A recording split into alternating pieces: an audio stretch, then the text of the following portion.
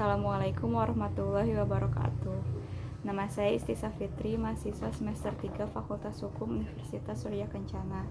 Pada video kali ini saya akan mereview materi pertemuan keempat yang telah disampaikan oleh Profesor Dr. Hajah Heni Nuraini SHMH dan asisten dosen Dr. Yandi Aridayanti SHMH pada mata kuliah Hukum Pidana Lanjutan.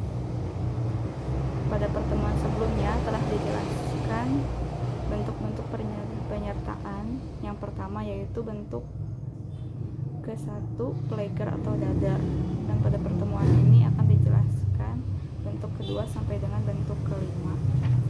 Bentuk kedua, don pleger atau menyuruh melakukan, yaitu orang yang melakukan tindak pidana menggunakan orang lain sebagai perantara, tetapi perantara itu hanya berperan sebagai alat. Dengan demikian, don pleger mempunyai ciri yang pertama, ada dua pihak, yaitu pelaku langsung dan pelaku tidak langsung. Dua, dalam don pleger terdapat unsur-unsur. Yang pertama, alat yang dipakai adalah manusia. Yang kedua, alat yang dipakai harus berbuat aktif. Yang ketiga, alat yang dipakai tidak dapat dipertanggungjawabkan atau dimintai pertanggungjawaban.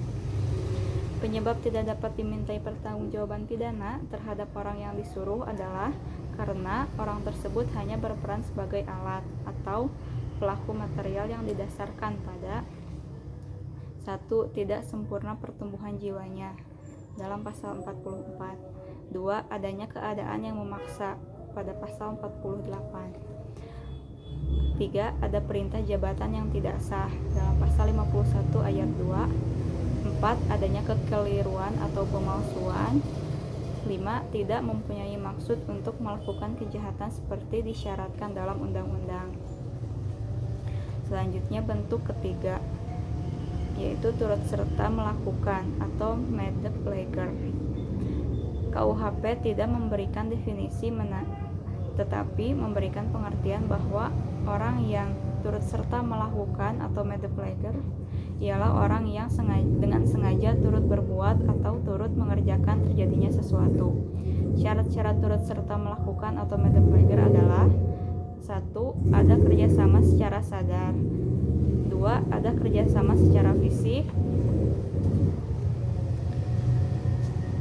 Selanjutnya yaitu bentuk keempat, yaitu penganjur atau whitlocking, yaitu orang yang menggerakkan orang lain untuk melakukan suatu tindak pidana dengan menggunakan sarana-sarana yang ditentukan oleh undang-undang. Jadi antara penganjur dengan menyuruh melakukan hampir sama, yaitu adanya usaha untuk menggerakkan orang lain sebagai pelaku material atau auctor materialis. Perbedaannya adalah 1. Dalam penganjuran, sarana yang digunakan diatur dalam pasal 55 ayat 1 sub kedua, yaitu diatur secara limitatif atau terbatas. 2. Dalam pembujukan, orang yang membujuk disebut auctor intellectualis, dan yang dibujuk atau digerakkan auctor materialis. 3. Pelaku material atau auctor materialis dapat dimintai pertanggungjawaban secara hukum atau dipidana karena melakukan perbuatan dengan sengaja. Dalam menyuruh melakukan atau don pleger, 1. Sarana untuk menggerakkan tidak ditentukan atau tidak terbatas atau tidak limitatif. 2. Dalam menyuruh melakukan, orang yang menyuruh disebut manus domina, sedangkan orang yang disuruh adalah manus ministra. 3. Pembuat material atau manus ministra tidak dapat dipertanggungjawabkan secara hukum atau tidak dapat dipidana karena tidak mempunyai kehendak.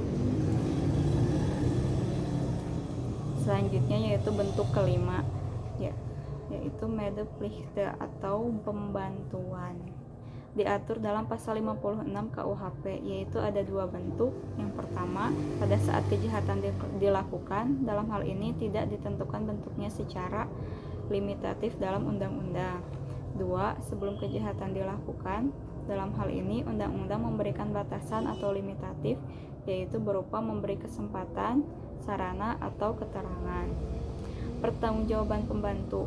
KUHP mengatur pidana untuk pembantuan adalah lebih ringan daripada pelaku pada pasal 57 ayat 1 dan ayat 2, yaitu 1. Maksimum pidana pokok dikurangi sepertiga.